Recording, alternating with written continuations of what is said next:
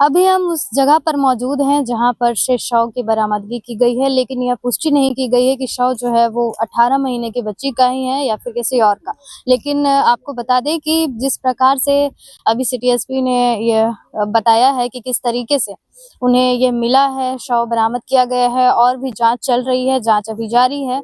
और अभी जो एफएसएल की टीम यहाँ पर पहुंची हुई थी, वो डीएनए टेस्ट के लिए जो है वो सैंपल को यहाँ से जो है वो ले गया है और अभी फिर रिपोर्ट आने के बाद ही ये पुष्टि कर दी जाएगी कि अब जो शव है वो उसी का है या फिर किसी और का। क्योंकि आपको बता दें कि सिटी एसपी ने साफ तौर पर यही कहा है कि एफएसएल की टीम ने जब जांच की, क्योंकि ये वो हड्डी है और कुछ मांस के टुकड़े मिले हैं, जिससे ये पुष्टि अभी तक नहीं की गई है, लेकिन उन्होंने कहा है कि टीम ने यह स्पष्ट किया है कि यह जो शव है वो किसी जानवर का नहीं, किसी आदमी का है। लेकिन यह अभी तक बताया नहीं जा रहा है कि यह उस बच्ची का ही है या फिर किसी और का। लेकिन जैसे ही डीएनए टेस्ट के बाद जो खुलासा होता है, उसके बाद ही कुछ ना कुछ बताया जाएगा। लेकिन फिलहाल अभी जो है वो पुष्टि नहीं की गई। देखिए, जो सैटरडे को जो बच्ची मिसिंग हुई थी शाम के टाइम पे अपने घर से,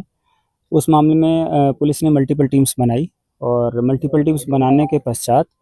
अलग अलग एंगल से जांच किया गया है। इसमें पहला एंगल जो है कि बच्ची घर से बाहर निकली है तो कहाँ से निकली है।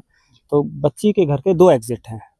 और दोनों एग्ज़िट का सीसीटीवी कवरेज एडिक्वेट है और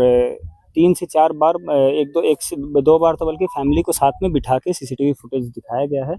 जिस भी आदमी की उस घर के अंदर या उस घर के अंदर या बाहर जो एंट्री हुई है, उसको वेरीफाई करवाया गया है और कोई भी सस्पिशियस पर्सन, किसी भी सस्पिशियस पर्सन की मूवमेंट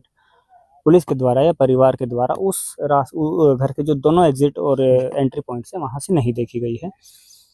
साथ ही साथ बच्ची का भी मूवमेंट घर के अंदर से बाहर की तरफ नहीं देखा गया है। हालाँकि आसपास के सीसीटीवी फुटेजेस जो है थोड़ा फार ऑफ डिस्टेंस वाले जो सीसीटीवी फुटेजेस हैं, वो अभी भी पुलिस के द्वारा उसकी जाँच लगातार की जा रही है। दूसरा एंगल था कि अगर आप जहाँ बच्ची खेल रही थी, तो जिस आंगन में बच्ची खेल रही थी, वो आंगन महज़ 6 फीट दूर एक नाले में ओपन होता है और जो बच्ची के परिवार वाले हैं, वो उस टाइम घर के अंदर ही थे और घर के अंदर एक रूम में बैठ के 5 लोग ये लोग बात कर रहे थे। इनके द्वारा बताया गया है कि 4 बजे इन्होंने लास्ट देखा है कि बच्चे घर के आंगन में खेल रहे हैं और उसके बाद इन लोगों को ध्यान नहीं है 6 बजे तक, क्योंकि ये आपसी बातचीत में व्यस्त हो गए थे। उसी एंगल पर फिर जब वहाँ घटनास्थल सेम डे एफआईआर करके जब घटनास्थल विजिट किया गया हमारी टीम्स के द्वारा, तो देखा गया कि एक तो शाम को 7 बजे के आसपास काफ़ी तेज़ बारिश हुई थी सेम डे और जो घर का आंगन है वो नाले में एग्जिट है। उसी आधार पर पुलिस की मल्टीपल टीम्स को लगाया गया, एनडीआरएफ को लगाया गया, नगर निगम से भी सहायता ली गई है और सर्च जो है कल परसों रात से ही ये सर्च कंटिन्यू लगातार दिन में एनडीआरएफ की टीम्स के द्वारा और नगर निगम की टीम्स के द्वारा ये सर्च किया जा रहा है। और जो घटनास्थल है वहाँ से लेके ये यहाँ एक पॉइंट है जो ये नाला आगे जाके स्वर्णरेखा नदी में मिल जाता है और ये भी एक स्वर्णरेखा नदी की ट्रिब्यूटरी है छोटी। तो इस पॉइंट पर जब हमारी टीम्स लगातार आज सर्च कर रही थी, तो एनडीआरएफ की टीम और नगर निगम की टीम, उनके द्वारा देखा गया कि एक पॉइंट ऐसा है जहाँ 4 से 5 डॉग्स जो हैं उन्होंने वो कुछ नोचने में लगे हुए हैं और तुरंत उस पर वहाँ से मूवमेंट करते हुए उनको भगाया गया। फिर वहाँ देखा गया कि मांस का और हड्डी का टुकड़ा वहाँ पड़ा है और काफ़ी ठीक-ठाक मात्रा में है और प्रथम दृष्टया देखने में वो वही लगता है, चूँकि उस मांस के टुकड़े पर कोई भी हमें बाल होने की पुष्टि नहीं हुई, तो प्रथम दृष्टया वो ह्यूमन ओरिजिन का प्रतीत हुआ है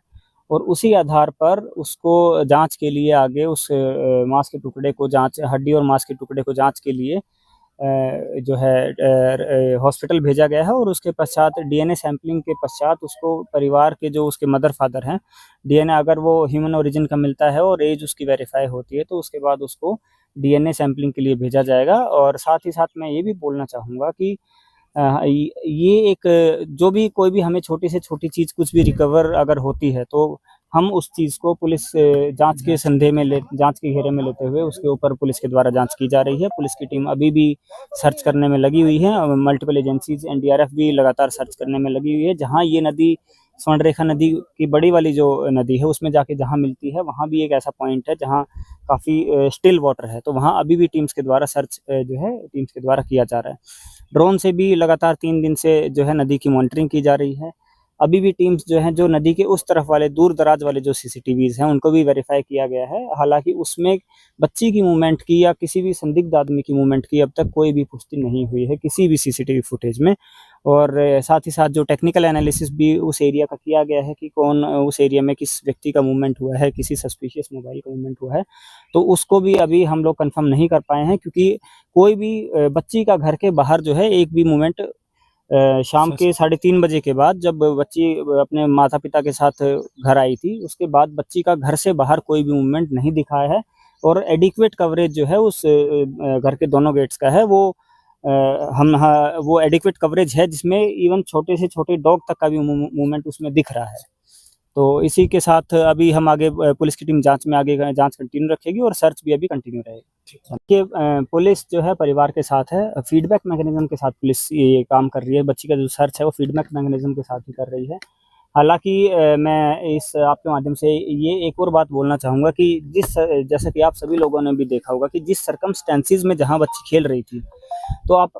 बाकी लोगों से भी मैं अपील करूँगा कि ऐसी जगह पर अपने बच्चों को ना छोड़ें कि जहाँ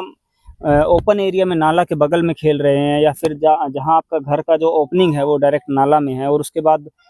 बारिश भी काफ़ी ज़्यादा हो गई थी, तो मेरी सभी लोगों से उम्मीद है और सभी लोगों से मेरी अपील भी है कि जो छोटे बच्चे हैं आप उनका ख्याल रखें और किसी भी इस तरह की जो प्रोबेबली जो एक्सीडेंटल जो इस तरह की एक्सीडेंटल अप्रिय जो घटना है उसको होने से आप लोग उसको अवॉइड करें क्योंकि ऐसी घटनाओं के पश्चात जो सर्च है उसमें काफ़ी ज़्यादा रिसोर्सेज का यूज़ होता है। और हालांकि पुलिस हर एंगल से जांच कर रही है लेकिन ये ऐसी घटनाओं को आप अवॉइड करिए और मेरी जनता से यही अपील रहेगी कि इस तरह की घटनाओं को ना होने दें। धन्यवाद। इस प्रकार के उनके परिजनों का भी यही कहना है कि कहीं भी गलत खबर ना चलाया जाए, कहीं भी ये अफवाह ना फैलाया जाए क्योंकि हमें पूरा भरोसा है कि हमारी जो बेटी है वो उसका शव नहीं है और वो पूरी तरह से नकारते हुए नजर आ रहे हैं। वही सिटी एसपी ने भी संभावना जताई है लेकिन उन्होंने भी कंफर्म इस बात को नहीं किया। फिलहाल अब देखना यह होगा कि जो डीएनए टेस्ट के बाद में क्या सैंपल है वो मैच करते हैं या नहीं, या फिर उसके बाद क्या खुलासे होते हैं। फिलहाल तमाम अपडेट्स के लिए बने रहिए हमारे साथ। मैं सुमन कुमारी, देखते रहिए कोलांचल संवाद, रांची।